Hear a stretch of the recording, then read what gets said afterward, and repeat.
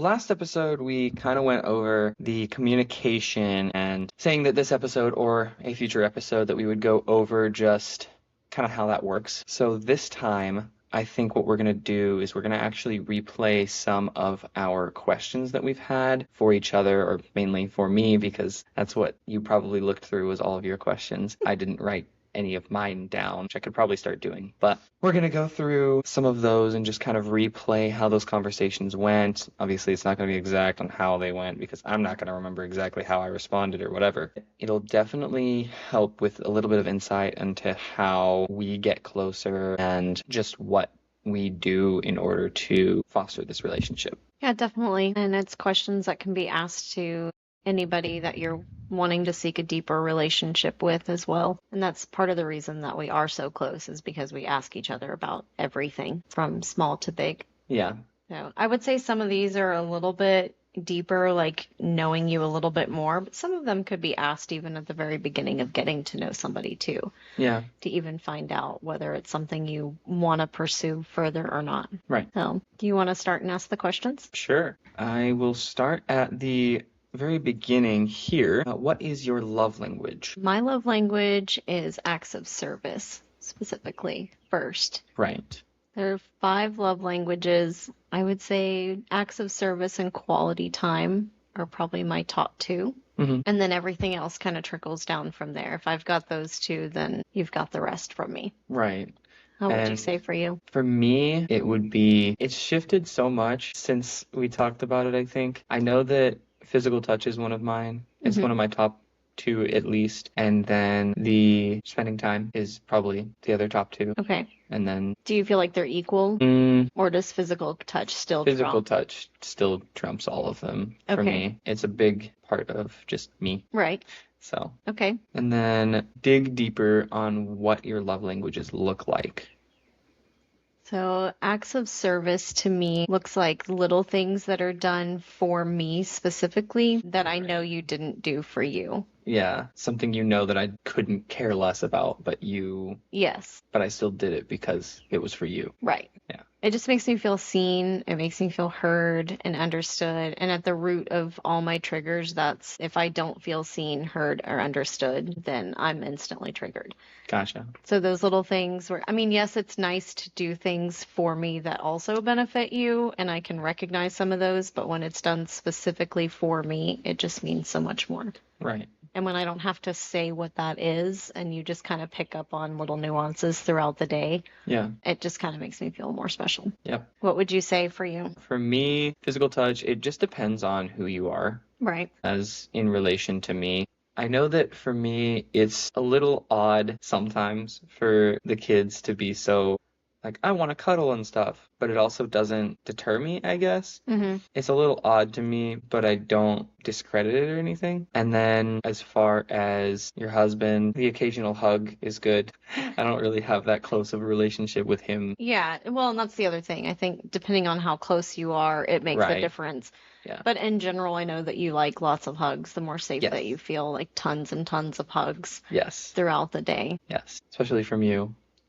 Yeah. Because you are my closest relationship at the moment. Yeah. With anybody. I'm not even this close with my parents, which is sad. Yeah. But, you know. And then what does quality time look like to you? Quality time is no phone. Phone, stupid. Agreed. That's like a number one rule. It's dumb. It's just dumb. One of the previous episodes, I got on a little tangent, and I was like, it's just dumb. It's dumb. It's idiotic behavior. I had to stop myself from saying dumb again, so it's just been an inside joke. I don't like the phones. I hate it when 2 people are sitting in a room trying to spend time together. I put that in air quotes, by the way. Yeah. Trying to spend time together, and they're just sitting on their phone. That isn't time together. That's time apart with your phone. Yeah, I know anytime we hang out, it's rare that either one of us has a phone out. I mean, maybe for like a GPS or something, but it's rare that the phone comes out. So the subtle times that it does come out, it's not even a bother. Right. And I know both of us get nosy about, so what are you doing? Because obviously something was a little bit more important than what's going on here. So what are we doing over there? And I think that's one of the compliments I gave you a long time ago. It kind of became a rule of ours that was established instantly, but neither one of us really said anything. It was Right. just something that was noticed that both of us enjoy, is that there is no phone. Right. Even to look up a bunch of stuff, I mean, it really doesn't come out to, oh, I want to show you this or I want to show you that. It might be occasionally, but again, it's very seldom even for that. Right. Right. Which it makes me happy that neither one of us are nose in our phone all the time. And it brings that connection so much closer because you're not sitting there averting your attention to something completely different. Yeah. Because if your attention's on something else, I know you're not paying attention to me, and I know you can't pay attention to me because the mind is physically impossible. Of multitasking. Yeah, that was definitely English. Wow. It is physically incapable of multitasking. Yeah. Truly. People will say, "Oh, I'm multitasking. I'm doing multiple things at once." But no, you're shifting your focus to each thing, and you may be able to juggle the things, but you're not doing them simultaneously. That's what multitasking is. Right. Yeah, I would have to agree. It's just nice. Yeah, that's definitely one of the biggest things. I know you and I look around the room whenever we're hanging out and we're like, man, look at how many people are on their phone. Yeah. Why did y'all even get together? Right? I don't know. Yeah. And I think it forces us to come up with something to talk about because otherwise you does. sit there awkwardly. And it's okay to have moments of silence, don't get me wrong, Right. but it also forces us to pay attention to each other, think about what to talk about, and really be interested in the person that's sitting across from you. Right. I would say that would be something huge to look for if I was just meeting somebody looking to get closer to them, whether it's boyfriend, girlfriend, even in family members or friendships, any kind of relationship of any kind. That would probably be a big thing that I would look at is how much time do you spend with your face in the phone? Right. Because we're not going to be able to have much conversation if it can't be put down. Right. And it really sucks that a lot of conversation that does happen between people is related to something that they saw or have on their phone. Yeah. Because the conversation gets sparked of, here, look at this, as they're shoving a phone in your face. Yeah. And then you laugh or maybe talk about it for a minute or two, and then you don't have anything else. I think those are great for very surface level friendships. I think sometimes it's okay to have some friendships that take you away from all of the deep things. But if you're trying to look for close relationships that are very deep and connected that are going to help you through life, Right. It shouldn't trigger your response to pick up your phone and watch this video, watch this meme. I got to show you this, I got to show you that, and everything that you want to show me is on your phone. Right. It kind of makes me feel like you're trying to show me your life with your phone. Yeah. Instead of, what about you, though? Like, I came here to hear about you, not the cool thing that your phone told you this week. I kind of wanted to hear from you and how you're doing. Yeah. I know a lot of times you and I both leave our phone in the car and we forget about it. And it's, oh crap, my phone's in the car. I actually need to go kind grab that. of need that to pay or whatever we need. Right. Ends up being, I need that actually to unlock my card. I'm gonna go grab that real quick. But I'd rather have that kind of problem Yeah. than it always be on you. Right. It is a good thing that we don't use our phones a lot. Yeah.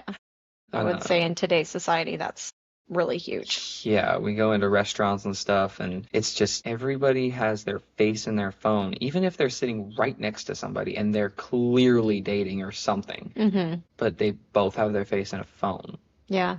That doesn't make any sense to me. It's also in a world that's so lonely and so disconnected. Yeah. That's part of the reason is because we don't ever look up. Yeah. We always need something to entertain us. Versus if we just sat in a room and just kind of paid attention to the people around us, you might spark more conversation. Yeah. I know being in a line and things like that, I've sparked more conversation with people, or people have sparked one with me because they're also standing around bored. And if we did that more often, I think about my Papa. I used to hate it when I was younger. Now I totally understand it. But every time we went somewhere, he would strike up a conversation with something. Yep. But he grew up in an age where people weren't with their face and a phone and constant entertainment. Right. So the people around you are what you looked to for that connection. Yeah. And we've lost a lot of that because of that. Right. I know that it's crazy to see how many people are being diagnosed with ADHD, and it's because of that kind of a thing. Yeah, the access to constant stimulation. You said it perfectly recently. You said you have your drug in your pocket. Yeah. When you and I talked about something. Yeah. It's with ADHD, I don't like to go around and say that, oh, I have ADHD. Oh, I'm just like this. No, that's dumb. It's dumb. It's just dumb. It's dumb. It's Oh dumb. no, You here know? we go Oh again. yeah. Here we go again. We're going. But no, it's like if you were addicted to cocaine or Molly or something of the sort, and you want to get away from it, but you have it sit in your pocket. Yeah. It's right in your pocket. You can just reach in and do your drug at any point. And so you do, because an addict can't just get away from it, especially if they have a ready access to it. Yeah. And I like to describe those who are diagnosed with ADHD and those who, I guess, identify with it or whatever. We're dopamine hunters. Yeah. We hunt dopamine constantly. Right. Got to be stimulated in some way, and we got to be, I guess, earning, I put that in air quotes, earning dopamine. It's like a game to us. Yeah.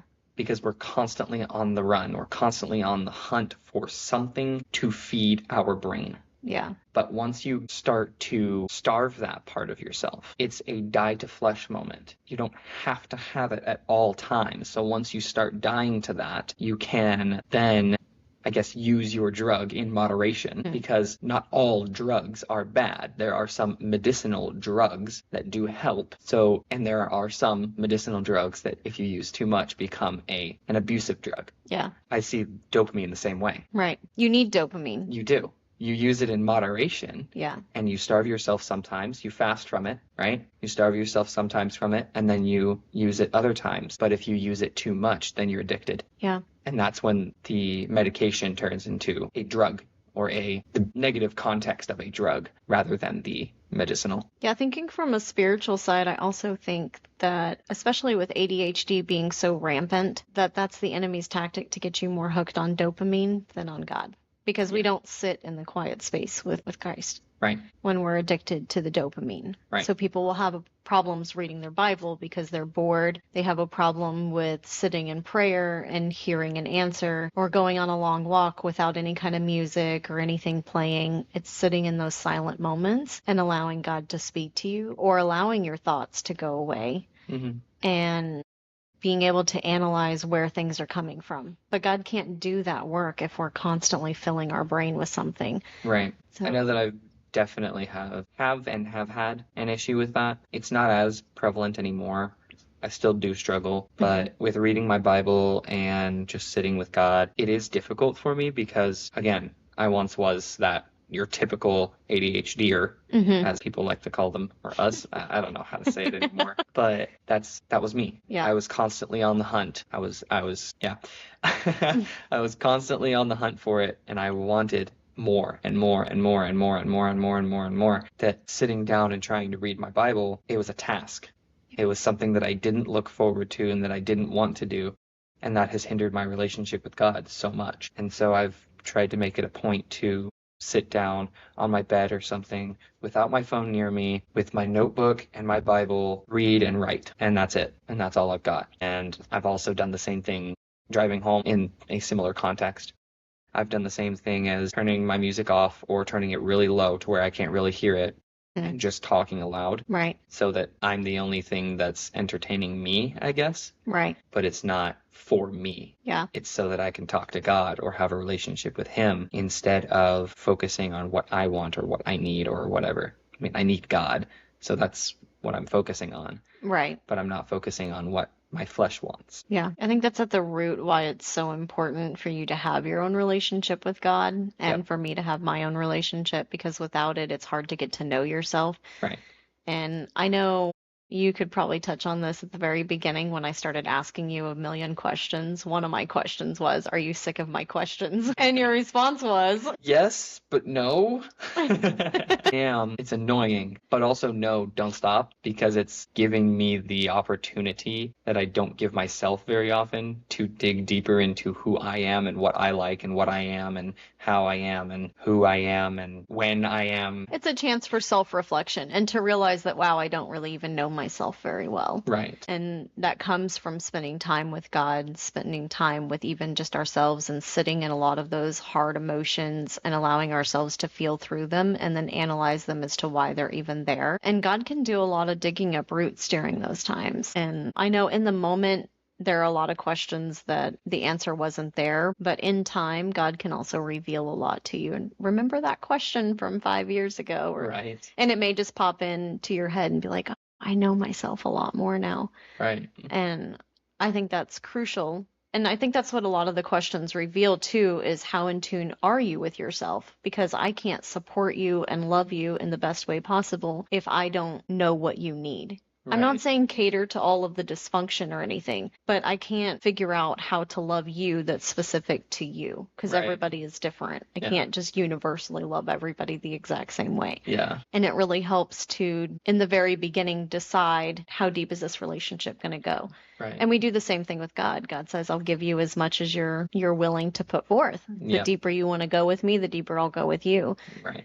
Which is why some people hear from God far more than others, Mm-hmm. because somebody else took that relationship deeper. Right. Yeah, that's really good. That kind of leads me into my next question. Where do you feel that your faith is being challenged? It would probably just be with the everyday, I How so? guess. It's more along the lines of what's going to happen next and how are we going to get there. I do question that a lot, and I've had to really just bring my own thoughts into submission and say, no, I don't need to worry about this. Yeah. It's not that I don't necessarily need to care or anything, but I need to not, I don't know the best way to put it. I need to give it to him, in other words. I think what I hear when it's said is control issues. Yeah, I want to know not what's going to giving. happen, where it's going to happen, when it's going to happen, Yeah. instead of just letting it happen. I know I've seen some videos and they're so true for both of us because we Yes. know that sometimes I struggle with control. Yeah. I'm okay with going with the flow as long as I know when the flow starts and what the Right. flow is going to be like and, Yeah. all of the specific details, then, I'm really laid back. Right. And that's an area that God continues to test both of us for sure. Right. It's an area of control Yeah. in it different is. ways. I Right. definitely am the planner. You're actually more of a go with the flow, I but am. you present yourself in a different way because we do both struggle. But Yeah. Yeah. And where do you feel your faith is being challenged? definitely when it comes to plans and my way and the realization that I probably have a lot more work than I thought I did. Especially because I've been through 10 years of 7 years of therapy, and it's still just hashing things out. Right. And then I know with my relationship with my husband, things are very, very much being tested, but it's old wounds being dug up from Right. both ends, which I love in one sense when I feel stable. Right. I love because that means God's working and trying to pull all that out so that we can move forward. Yeah. But it is brutal. Yeah. Healing is not cute. No. It's presented online as I'm in my healing era. Yeah, no, it's not cute. It's not. It's ugly. I think that's why it's so important to have friends, though, that can support you through it, Right. that can take you not away from the emotion, but allow to see from an outside perspective and help support you and love you through it Right. so that you don't feel like you're doing it alone, but not keep you in that dysfunction at the same time. Yeah. Yeah. Where do you feel spiritually weak? I know. I know. I do ask questions that are hard for even me to answer. Because you may know the answer, and I know several times you've answered questions. I'm like, I'm going to steal that. Yes. That is how I feel. I just didn't have the words for it, but that hit it. And there have been a couple of times where you've asked a question and I've responded after you've responded, and you're like, actually, I want to change my answer.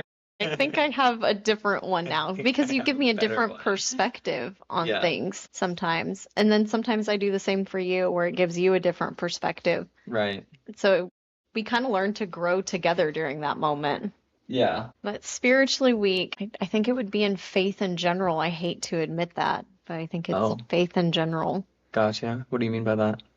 Faith that things are going to come to prosper. Gotcha. Whether it's revelation that God's given me, insight as to what I need to be doing, it just always feels like an onslaught of battles. Gotcha. So it's more along the lines of believing in the promise. Yeah. Yeah. I struggle with that sometimes. I know it's real. Right. But I still struggle. I gotcha. Yeah. Where do you feel spiritually weak? Maybe I'll change my answer. Maybe you'll change your answer. I think it's probably right along the same lines. I've struggled with believing that he does have something better for me, especially after the really rough times. And everything that's happened, it's difficult to look at what hasn't happened Yeah, as opposed to what has happened, right. because we tend to go off of what we know and not what we don't. And that's a big hurdle, a big wall for me, is just to get past looking on the lack and instead focus on the abundance. It's in the Bible somewhere in there. We can find it and link it in the We can notes. find it, yeah. But it's definitely difficult to look at what hasn't happened, what you know, I guess, could or should happen, what he's told you versus what you see is doesn't always line up. Yeah, And oftentimes it doesn't line up just because that's how God works. yeah. He never gives it to you how you think it'll be given. Fair enough. Definitely true. Especially with the house. I mean, we started, you guys, and then I joined in, started it how long ago? A year ago. A year ago. Yeah. And here we are a year later. We have the frame up, the foundation, and the foundation and the frame. Well, let's give some context as to the spiritual jump and the faith that took Yes, I for agree. that. Because about 2 years ago, I had my other brother and his family living with us. So we were a house of 10 at the time. He had a couple of kiddos, and then I had my kids, my mother-in-law, and then brother, sister-in-law. And I really enjoyed the time, but I knew that the season was coming to an end because God was telling me to sell my house.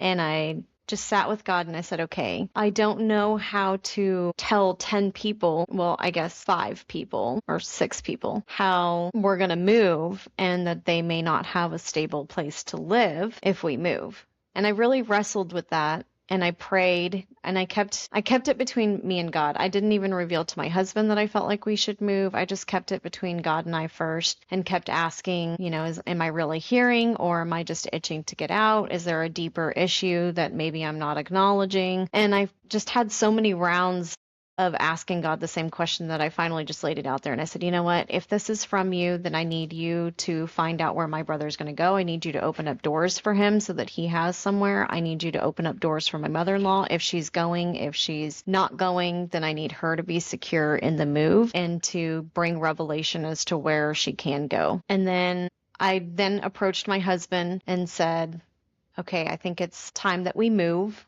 We were going to move back in 2020, and I just really feel the urgency to move now. And this is 2024. And he said, okay, let's do it. And there was like no pushback, nothing. I was like, well, that's weird. And I told him, I said, I want to keep it between you and I for the next couple of months and just sit with God. Again, I don't want to tell anybody else. I don't want to blindside anybody, but I also need to know that we hear from God. Because if we're not on the same page, then God didn't talk to me. Right. And then I know it's the enemy. So more so just testing the spirit and making sure that it was what I was supposed to be doing so that I wasn't led astray. And I had told my husband, I said, well, I don't really want to tell my brother or Anna until Anna's my mother-in-law.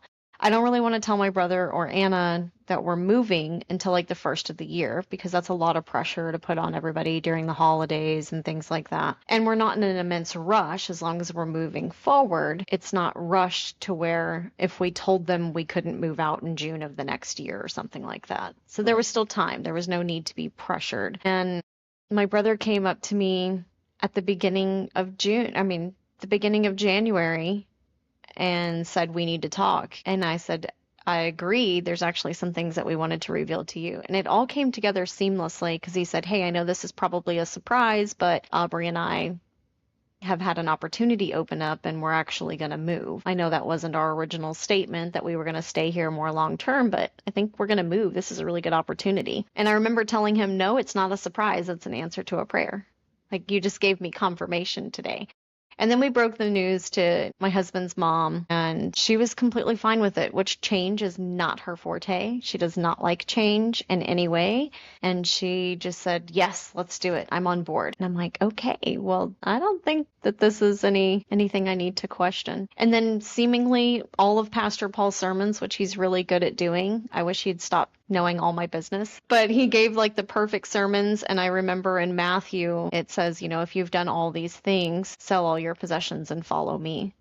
Yeah. And I just remember thinking it can't be any more clear than that. Right. But moving is very scary because I knew The very first time that we moved into our last house, we trusted God with our finances and said, I'm going to pay off all debt because you tell us not to be in debt. And then we paid off half of our house up front. And then so this time with this move, I told God I would not be in debt at all, that the house is the last piece of debt that we even have. Right. But I know that selling the house and building another one or even buying another one, we're not going to be able to full on buy the house outright. Right. So it's just been sitting half built, Yep. been screwed over by a contractor in many, many ways. We spent Yeah. a lot of money and now we got to spend even more to get it fixed. Yep.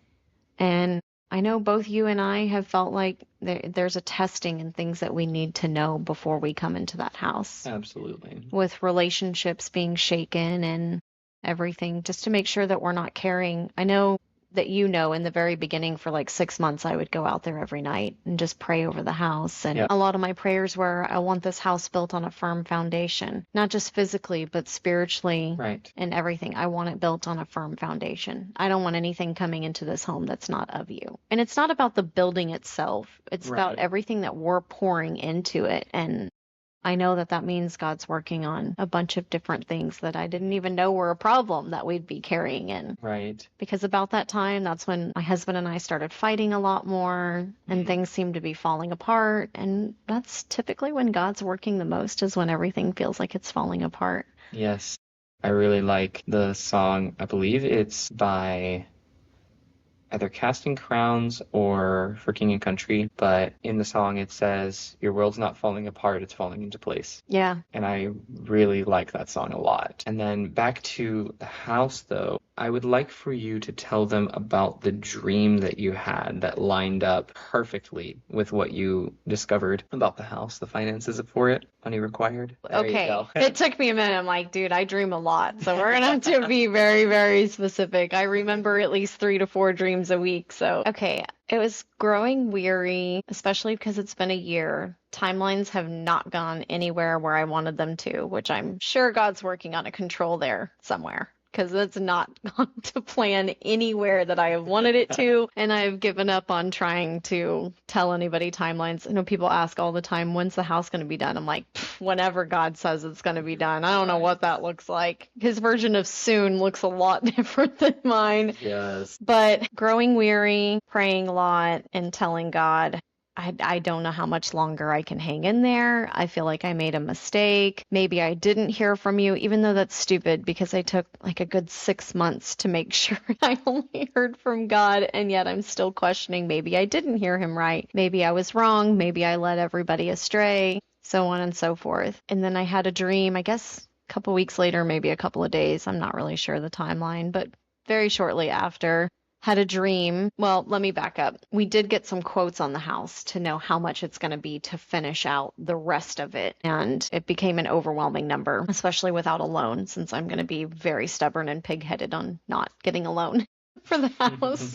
They had a dream that my husband sold a dog training package and the guy gave him far more than what he was supposed to give him. And James looked at the check and said, this is $184,000. It was only supposed to be 20. And he said, yeah, just keep it. Keep the change. And he goes, this is not change. This is not change. And I remember him coming home and saying, we have $184,000. We can build the house. And then after getting all those quotes in real life, it's going to be about $184,000 to finish it out. But that was before I really knew the quotes when I had that dream. Right. I got all the quotes finally done and put together and added up after that dream, and they lined up, which was really promising because dreams can reveal a lot.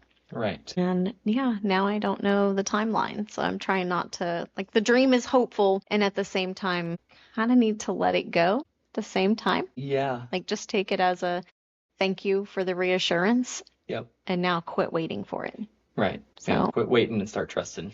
yeah, and that's where things are being tested because Yeah. trusting is really hard and God's not going to move until I go, I give up. And he's like, yes, that's Yeah. all I wanted the whole time was for you to just give up. Stop doing it your way. I wanted you to loosen your grip, and you finally let go. Thank you. Now I can actually use this. Yes. Can't use it if it's in your hands. Yeah. Yeah. Where can I support you? How can I support you? Back to the questions and The questions, conversations yes. from before. I mean, that's honestly how a lot of our questions go, is they lead into other tangents. So to get through Right. like 5 questions that I have for you, Like 40 minutes. I know most of our conversations are 3 or 4 hours long Yep. because we just get into a lot of perspectives in that. But it's good because we learn more about each It other is. and all of it. Yeah.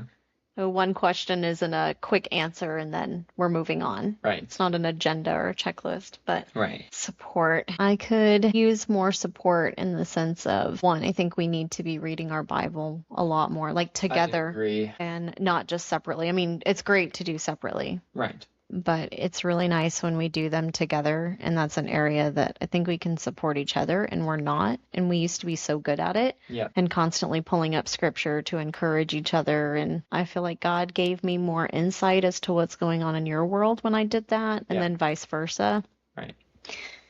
That's definitely a way to support me. I want you to know my business. I'm just kidding. Well, you don't get that option. If you start talking to God, he starts talking to me, and then I know things. The number of times that's happened, though, where I'll be reading something whenever we were reading a lot more together, and I'm like, that's for you. I don't know what you're struggling with, but that's for you. And then I'd read on another sentence or two and be like, no, that's for you. Yeah. Yes. I seemingly just knew things about you that there's no way for me to know. Yeah. And deep secrets of yours that I'm like, yeah, I already knew. Wait a minute, how'd you know? I'm like, God told me a long time ago. I'm just waiting for you. Yeah.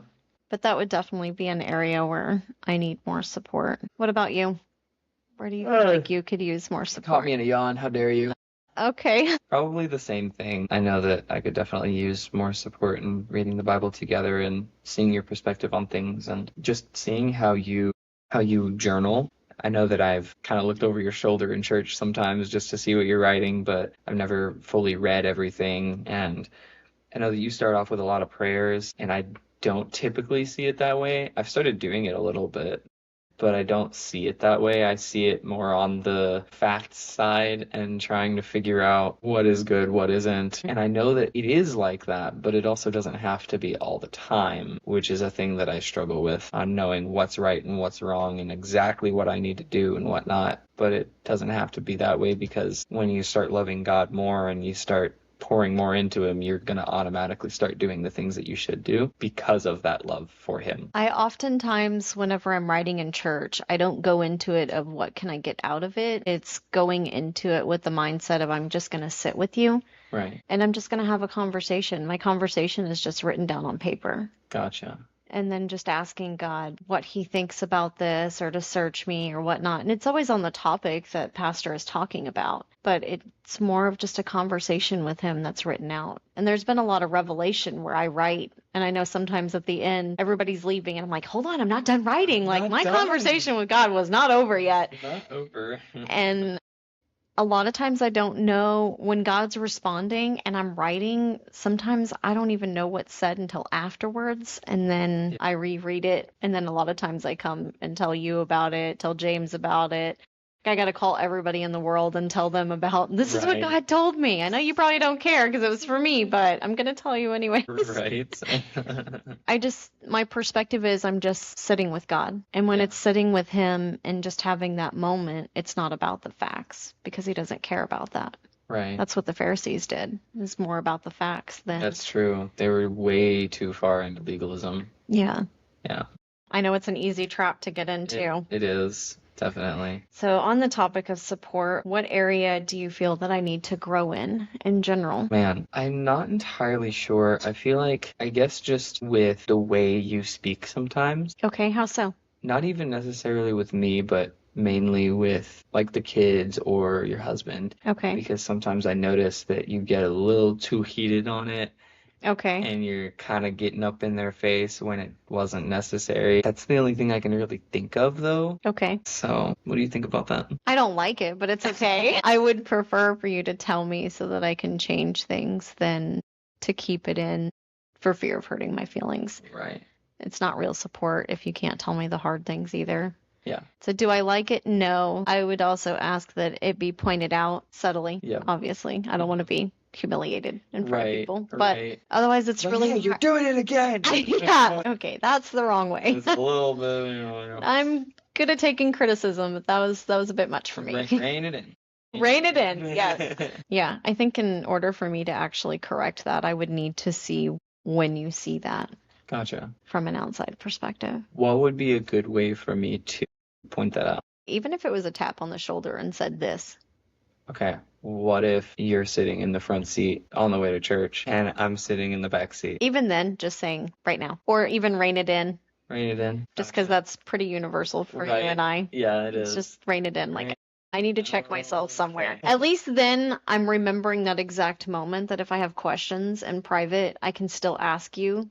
Yeah, If I really don't see it, yeah. then I can still ask you, okay, I don't know what did I need to rein in?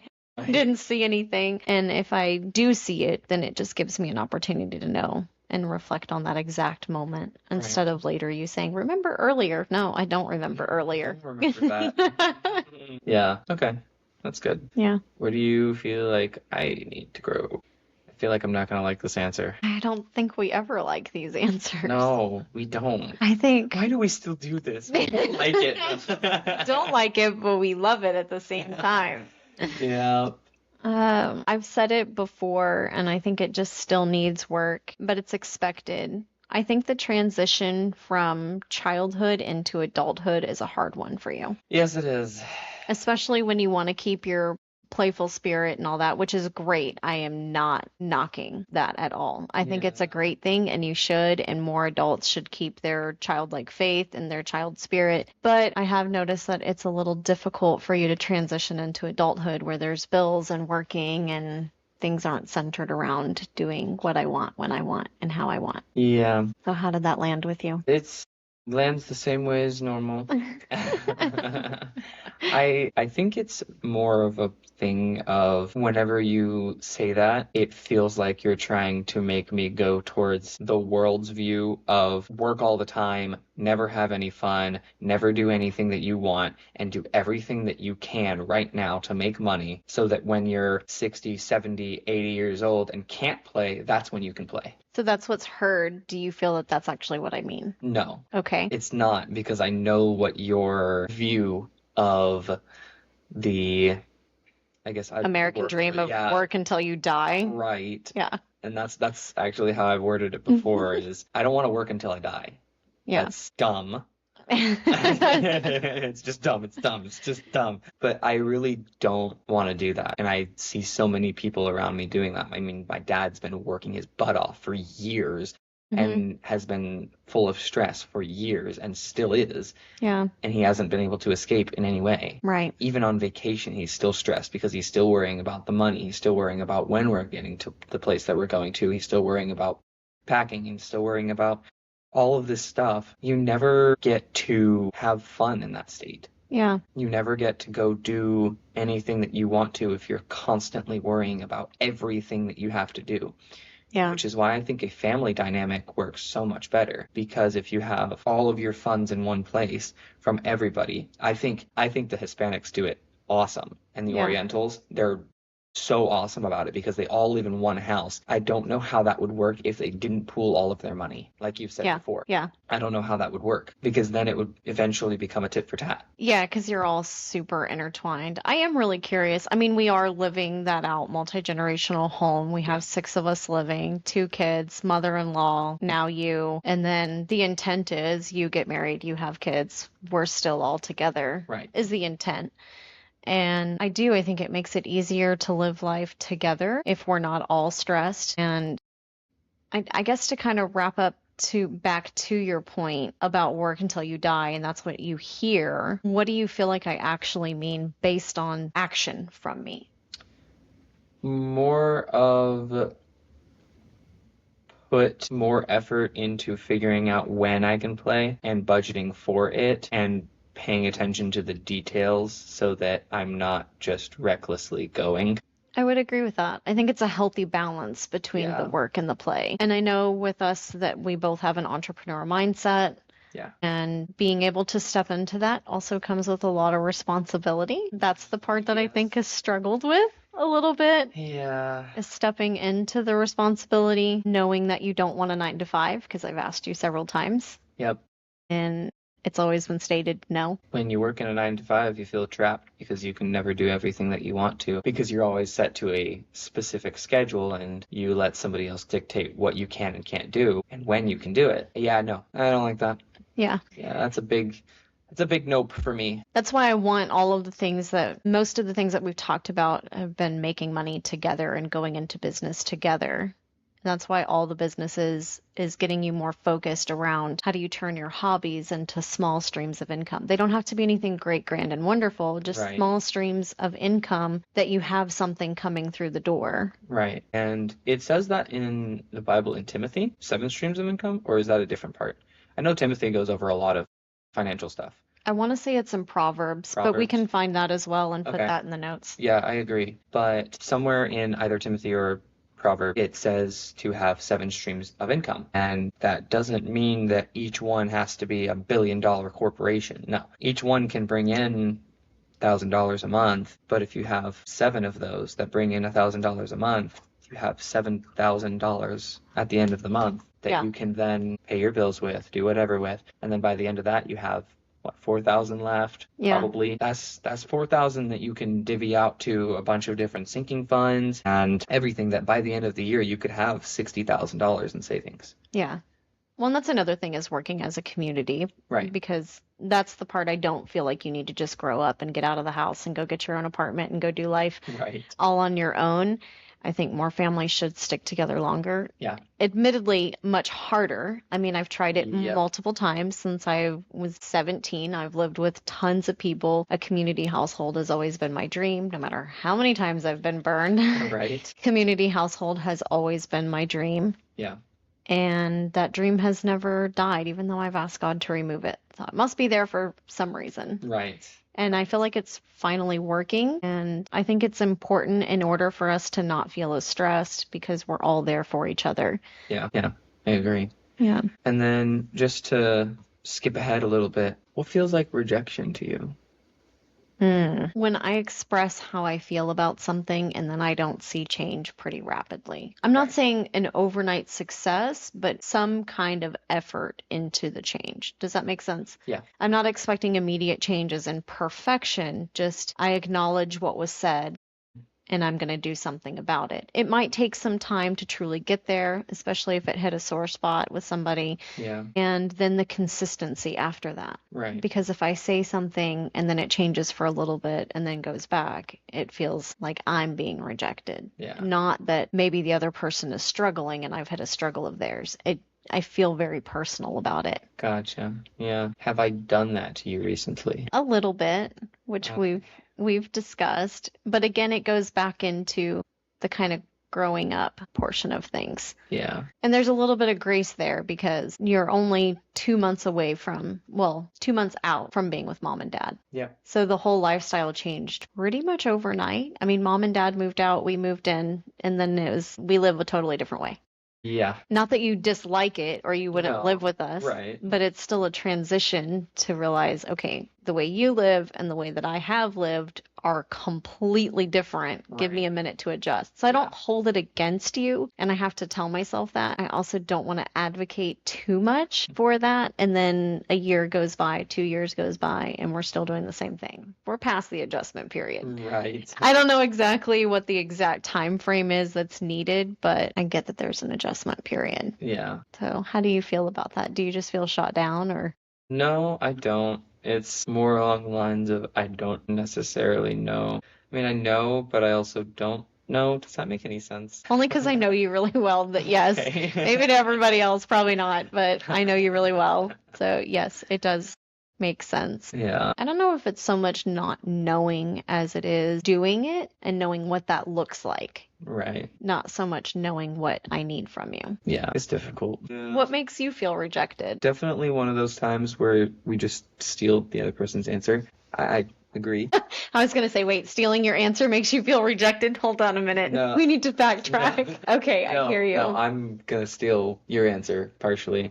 Of if I don't see progress, then that's you don't care Yeah. enough to try. And then past that, It's just when basically anybody says they want to spend time and then doesn't make an effort. So it's kind of along the same lines of what you said, but Yeah, it's a more, I guess, specific detail. it is. But when somebody says, I want to spend time with you, or I like you as a friend, and I want you to be in my life, and then there's no effort being made, that just feels like you don't care. Yeah. It feels like no matter what I do, I've poured in for years and I want to keep this friendship and you just blow it off like it's nothing. That feels like a very heavy rejection, Yeah. more so than somebody not making an effort. I think that's why questions in the very beginning is so important. Yeah. We oftentimes form relationships of any kind off of just strictly feeling. I feel good when I hang around you, which I'm Right. not saying is not important, Right. but those feelings only carry you so far when life starts to hit. It does, yeah.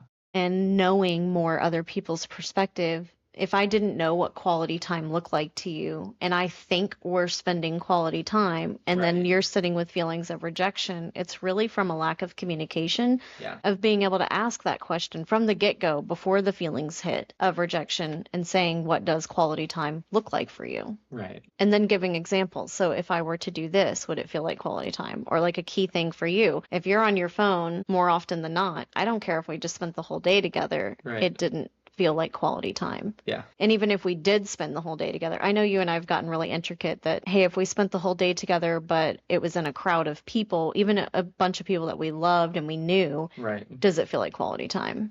And the answer is no. And right.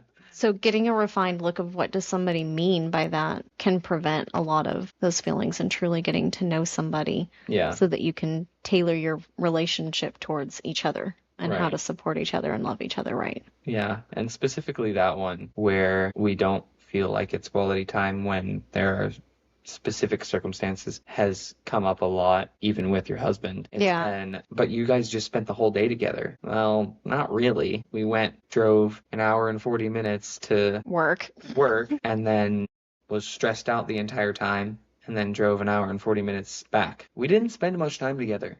Yeah. We did, but We not did. on the level that we typically like. And all of that was, I'm stressed out. This sucks. That's not quality time. Not the quality time I'm after, at least. Right. I don't. Yeah. Personally, I don't think that just being stressed out is quality time at all. Shouldn't be to anybody. If it is, then I'm concerned. I know sometimes even a quick 30-minute conversation with you has felt like more quality time than an entire day. Not Right. that I don't enjoy the entire days, but I'm saying that there are times that the 30 minutes feels more quality than an entire day, especially if it's a bunch of, hey, I need to go here, I need to do this, and we need to do this, and then by the way, we need to get this going and this moving, and we need to research this. And with Right. running so many little side businesses together, things quickly become about what we need to do instead of just being, just talking, hanging out, no real stress, no agenda. No agenda, yes. That's probably the I biggest thing. don't like the agendas. When we have places to be, things to do, it doesn't always feel like quality time. Yeah. So, I Yeah. mean, the time is there, and we do use it to talk sometimes, but then it gets interrupted by, something that's happening while we're driving, or just something that we need to go do, and then we're like, oh, well, you got to turn here, and then it kind of derails the conversation a little because you're trying to still focus on what we're doing instead of what we're talking about, and then that's back to the multitasking. I think it goes more to dig deeper onto what you're saying and really pinpointing the issue. I think it's more about being intentional about the time. Hey, Yeah. today is just a day for you. Right. We're going to hang out. Yeah. Not haphazardly. Do you want to go here in the midst of our agenda? Since it's close by, do you want to squeeze that in? Right. It feels less intentional. Yeah. And everything feels rushed. Therefore, the time together is not as genuine as Right. it could be. Right. Yeah. Yeah. Do you feel like I do respect you? I do. And the ways that you do are, I guess, seemingly from the outside insignificant. Okay. How Is that- so? Did you take that right? Yeah, Okay. I did. Okay. I would describe it as it's just tiny things that you do. It's nothing extravagant, or it's never you necessarily going out of your way to do it. I mean, you intentionally do, but it's not, I guess, a huge effort. Does that make sense? I think what I'm hearing is that it's all the little tiny things in the day to day that make up the bigger picture. And so overall, if you collect all of those together, they are intentional, but they are really tiny. Right. That if you collect all of them together, they feel very significant and they feel like respect. Yeah. Would that be accurate to say? That is accurate, yes. Yeah. Yeah. Do you feel like you could pinpoint the little things or no? That's a tough one. Okay. I know that just the little things that you do for me, such as the specific way that I like certain things and you just go ahead and do it because you like it, or sorry, I like it, and you want to please me, but it has nothing to do with you whatsoever. So it goes back to how I do my acts of service. It So if I had to does. guess, it would be like your small little tick with your keys Yes. and the position that they're in or how Yep. you ravel them up because it dangles on your leg or Yep. It tickles my leg. I don't like it. So it'd be the little things like that. Yeah. Okay. That just shows me that you do care and that you do respect that I'm just like that. Yeah. And you're not trying to blow it off. You're not ignoring it. You're not going out of your way to pick on that. Mm-hmm. You're just doing it because that's just how I am. Yeah. And that shows that you do care, that you do see it, because caring and seeing it Are two different things. two different things. You can care about something but never see it and it still feel like rejection, and then you're wondering, what the heck did I do wrong? Yeah. But you didn't actually see the thing that you were trying to care about. Does it feel more like respect and care because it wasn't asked? Yes. Yeah. Yes. If it's asked and you do it, then I mean, yeah, it's a little, but it's even more so when you just notice it and then you do it without any prompting, without any conversation being had about it. It's just pure intention. Yeah, that makes sense. Yeah, it's really good that way. Okay. So overall, what is respect to you then? Overall, what feels like respect to me is people paying attention to me in not just a eye contact or whatever. It's you're actually paying attention to what I'm saying. You're putting it into effect. You are making sure that I can tell you actually care. Okay. Because somebody can easily say they care, but not know a single thing about you. And then it feels like they don't Mm-hmm. because they weren't actually paying attention. Yeah. So paying attention is a big one to me, and actually retaining the knowledge and committing it to memory so that you can still use that instead of blowing it off like it doesn't matter. That makes sense. So it also goes back into the small ticks that I do, such as my keys or just certain ways I like things. Yeah. You didn't just do it one time and say, oh, that was good enough. No, you do it almost every time that I get out of the car, and you have to, or you don't have to, but you fix it.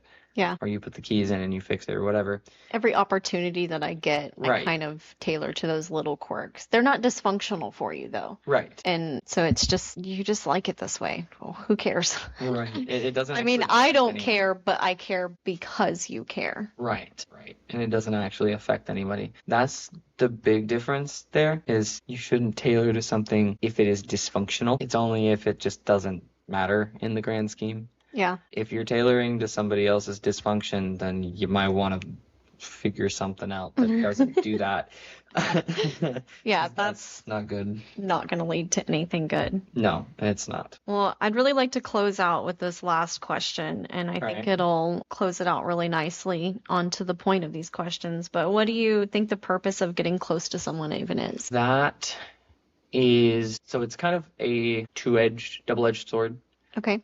You have, number one, the closeness with that person, being able to talk to them, having more of a, I guess, rock. I Mhm. put that in air quotes because God should be your rock. Yeah. So take that as you will. That person can be the person you go to when you need to talk, or just somebody that you can confide in and you feel safe with. If you don't have anybody close like that, you're stuck with your feelings and then you're screwed. Yeah, and onto that, I mean, yes, God is supposed to be your rock, and I'm not going to take away from that at all. And God also says it's not good for man to be alone, Correct. and we become who we hang around. That's where it's super important to pick friends wisely, and it's hard to pick wisely if we're not asking questions, if we're not digging deeper to get to know somebody and what they're like. Right. You can find out a lot really quickly if you start really adding up their answers. Yeah. You can start to get a full picture of whether they're selfish or whether they do reflect at all, or whether Right. they do have accountability. And there's so much that you can find out, not just off of one question, but I mean, I know I have logged over 1,000 questions that I've asked you, and I Yeah. only started about halfway through us asking questions, and somewhere I got the idea that maybe I should start logging them. Right. And it's a constant, though. It's a constantly asking you questions and getting to know you. That way I can see. I mean, I know I've even pointed out in some of the questions, like, you don't really mean what you say. Yeah. And this is why. I'm seeing some inconsistencies with what is being said in your physical action. Can you help clarify that for me? Yeah. And I think it would be easier to spot those things if we were to ask more questions in the very beginning before we got close to somebody. And Right. it's important so that when life hits, you know who your support team actually is. Yeah. And who's going to steer you back to God. They can't do everything for you. They can't be Right. your rock, but they can point you back to the one who is Yeah. and really guide you through that. It's preventing unnecessary heartache. Yeah, I would agree. Yeah. That's Yeah. the purpose of actually getting close to somebody and knowing them and getting to know them before you actually dive in Yeah. is to prevent unnecessary heartache. Yeah. Because God ain't gonna do that for you. This is very true because we have freedom of choice. Correct. Sometimes we don't use that accurately. No. We do not use that to our benefit sometimes. I do wish that in my past friendships, I would have asked a lot of questions and Yeah. taken the time to really get to know them. And I know even your current friendships and that have taken a difference and changed. I mean, your best friend outside of me, Right. your best friend that you've known since what? Second grade. Yeah. Almost 12 years now. Yeah, that even y'all's relationship, I mean, when you're a kid like that, you don't think too in depth, you just hang out, you have fun. Right. And then I know with us getting closer, there's been a realization of, wait a minute, how well do I actually know you? Yeah. I've known you for 12 years, but do I really know you? Yeah. Can I support you when your world feels chaotic? Can I call you out and say, hey, you're screwing up? Can we have something that's more than just goofing off and hanging out? Right. And that's where I think it's super important because we have a lot of friends that we've made, but we don't really have any depth to them. We Right. just enjoy spending some time with them, but when life hits, who do you go to then? Yeah. So I think that's why it's important. It is, definitely. Well, I think that was great. And Yeah. we can link in the notes some of the scripture and that we referred to Yes. and pull it up for everybody. And if there are any questions that anybody would like us to go over, then we'd be happy to answer them. Absolutely. Absolutely. All right, see you guys next time. See ya.